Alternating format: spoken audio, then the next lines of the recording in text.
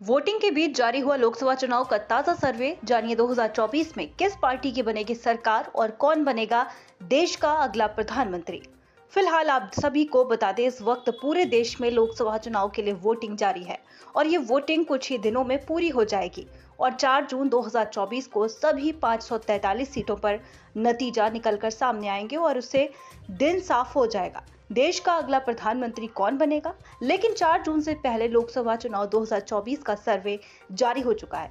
इस सर्वे के मुताबिक आप जानेंगे साल 2024 के लोकसभा चुनाव में किस पार्टी की सरकार बन सकती है। तो चलिए आज का ये वीडियो शुरू करते हैं।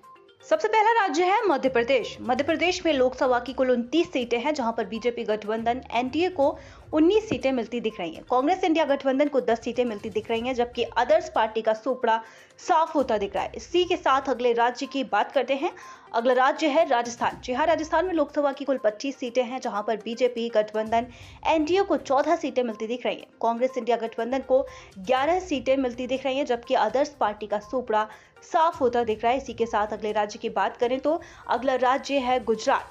गुजरात में लोकसभा की कुल 26 सीटें हैं, जहां पर बीजेपी गठबंधन एनडीए को 20 सीटें मिलती दिख रही हैं। कांग्रेस इंडिया गठबंधन को 6 सीटें मिलती दिख रही हैं, जबकि आदर्श पार्टी का सुपड़ा साफ होता दिखाई दे रहा है। इसी के साथ अगले राज्य की बात की जाए तो अगला राज्य है कर्नाटक। कर्नाटक में लोकसभा की कुल 28 सीटें हैं, जहां पर बीजेपी गठबंधन एनडीए को 10 सीटें मिलती दिख रही हैं। कांग्रेस इंडिया गठबंधन को 18 सीटें मिलती दिख रही हैं, जबकि अदर्स पार्टी का सुपड़ा साफ होता दिखाई दे रहा है। इसी के साथ अगले राज्य की बात कर लेते हैं। अगला राज्य है आंध्र प्रदेश। आंध्र प्रदेश में लोकसभा की कुल 25 सीटें हैं, जहां पर बीजेपी गठबंधन एनडीए को 7 सीटें मिलती दिखाई दे रही हैं। कांग्रेस इंडिया गठबंधन को 5 सीटें।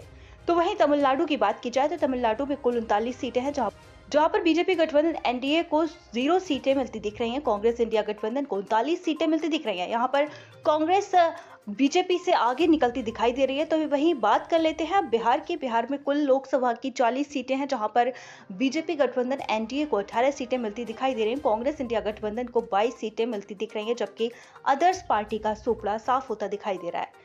तो आइए बात करते हैं पश्चिम बंगाल की। जी हाँ, पश्चिम बंगाल में लोकसभा की कुल 42 सीटें हैं, जहां पर बीजेपी गठबंधन एनडीए को 12 सीटें मिलती दिख रही हैं। कांग्रेस इंडिया गठबंधन को 30 सीटें मिलती दिखाई दे रही है, जबकि अदर्स पार्टी का सुपड़ा साफ होता दिखाई दे रहा है। इसी के साथ अगले राज्य की बात कर लेते हैं। अगला राज्य है महाराष्ट्र। महाराष्ट्र में लोकसभा की कुल 48 सीटें हैं, जहां पर बीजेपी गठबंधन एनडीए को 18 सीटें मिलती दिखाई दे रही हैं। तो वहीं पर इंडिया गठबंधन कांग्रेस को 30 सीटें मिलती दिखाई दे रही हैं। तो आखिर में बात करते हैं उत्तर प्रदेश की। जी हाँ, उत्तर प्रदेश में कुल लोकसभा की 80 सीटें हैं, जहां पर बीजेपी गठबंधन एनडीए को 45 सीटें मिलती दिखाई दे रही हैं। कांग्रेस इंडिया गठबंधन को 35 सीटें मिलती दिख रही हैं, जबकि आदर्श पार्टी का सुपड़ा साफ होता दिखाई दे रहा है। इसी के साथ अगले राज्य की बात की जाए तो अगला राज्य है ओडिशा। ओडिशा में कुल 21 सीटें, जहां पर बीजेपी गठबंधन एनडीए को 2 सीटें मिल रही है। वहीं पर कांग्रेस इंडिया गठबंधन को 5 सीटें मिलती दिखाई दे रही हैं। अदर्स की 14 सीटें मिलती दिखाई दे रही हैं। तो वहीं बात अब करते हैं तेलंगाना की। तेलंगाना में लोकसभा की कुल 17 सीटें हैं, जहां पर बीजेपी गठबंधन एनडीए को 2 सीटें मिलती दिखाई दे रही हैं। तो वहीं कांग्रेस को इंडिया गठबंधन की 11 सीटें मिलती दिखाई दे रही हैं। तो वहीं अदर्स को 4 सीटें मिलती दिखाई दे रही हैं।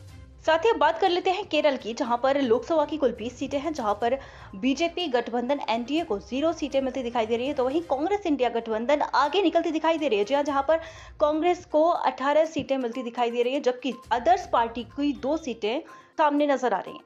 बात करते हैं असम की। असम में लोकसभा की कुल 14 सीटें हैं, जहां पर बीजेपी गठबंधन एनडीए को 8 सीटें, वहीं कांग्रेस इंडिया गठबंधन की 6 सीटें और अदर्स का सुपड़ा साफ होता दिखाई दे रहा है। अगला राज्य है झारखंड। झारखंड की 14 सीटें हैं लोकसभा पर, जहां पर बीजेपी गठबंधन एनडीए को 5 सीटें मिलती दिखाई दे रही हैं। कांग्रेस को 9 सीटें, तो वहीं अदर्स का सुपड़ा साफ है।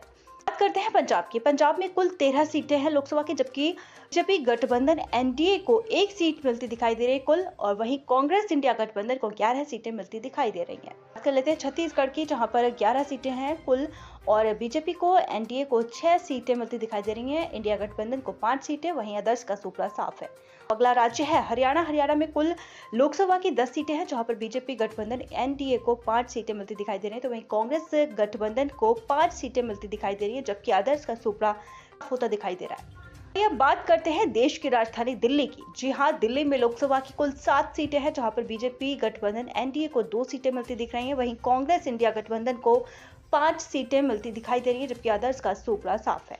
बात करते हैं कश्मीर की, जहां पर कुल लोकसभा की 6 सीटें हैं और बीजेपी गठबंधन एनडीए को 2 सीटें मिलती दिखाई दे रही हैं। कांग्रेस इंडिया गठबंधन को 4 सीटें, वहीं अदर्स का सोपड़ा साफ दिखाई दे रहा है। चलिए अब बात करते हैं उत्तराखंड की, जहां पर कुल सीटें 5 लोकसभा की हैं, जहां पर बीजेपी गठबंधन एनडीए को 3 सीटें मिलती दिखाई दे रही हैं। कांग्रेस इंडिया गठबंधन को 2, वहीं अदर्स का सोपड़ा साफ है। अगला राज्य है हिमाचल प्रदेश। हिमाचल प्रदेश में कुल लोकसभा की 4 सीटें हैं, जहां पर बीजेपी गठबंधन एनडीए को 2 सीटें मिलती दिखाई दे रही हैं। कांग्रेस इंडिया गठबंधन को 2 सीटें, वहीं अदर्स का सोपड़ा साफ है।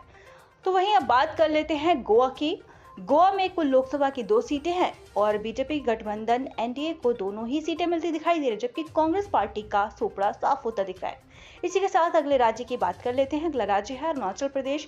अरुणाचल प्रदेश में कुल लोकसभा की 2 सीटें हैं, जहां पर बीजेपी गठबंधन एनडीए को दोनों सीटें मिलती दिखाई दे रही है, जबकि यहाँ कांग्रेस का सोपड़ा साफ होता दिखाई दे रहा है।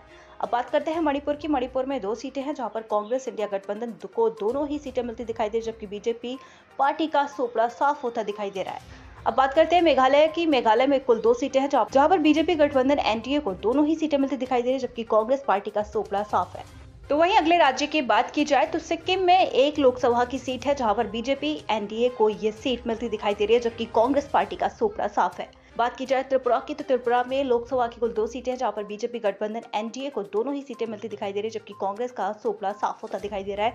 इसी के साथ अब बात करते हैं नागालैंड की, जहां नागालैंड में लोकसभा की 1 सीट है, जहां पर बीजेपी गठबंधन एनडीए को ये सीट मिलती दिखाई दे रही है, जबकि पार्टी कांग्रेस का ये सोपड़ा साफ होता दिखाई दे रहा है। जबकि मिजोरम में बात कर ली जाए तो मिजोरम में लोकसभा की कुल 1 सीट है, जहां पर बीजेपी एनडीए गठबंधन को ये सीट मिलती दिख रही है और जाहिर है कि कांग्रेस पार्टी का सोपड़ा साफ है। तो अब आखिर में बात कर लेते हैं केंद्र शासित प्रदेश, जहां पर कुल लोकसभा की 6 सीटें हैं, जहां पर बीजेपी गठबंधन एनडीए को 3 सीटें मिलती दिखाई दे रही है, जबकि कांग्रेस इंडिया गठबंधन को 3 सीटें मिलती दिख रही हैं, जबकि अदर्स पार्टी का सोपड़ा साफ होता दिख। दोस्तों, इस ओपिनियन पोल को देखने के बाद आपको साफ साफ पता चल गया 4 जून को किस पार्टी की सरकार बनेगी और कौन बनेगा देश का अगला प्रधानमंत्री। फिलहाल आप सभी की क्या राय है? आप सभी अपनी राय हमारे इस वीडियो के कमेंट बॉक्स में जरूर दें। फिलहाल आज के लिए इस वीडियो में इतना ही। मिलते हैं अगले नए वीडियो में।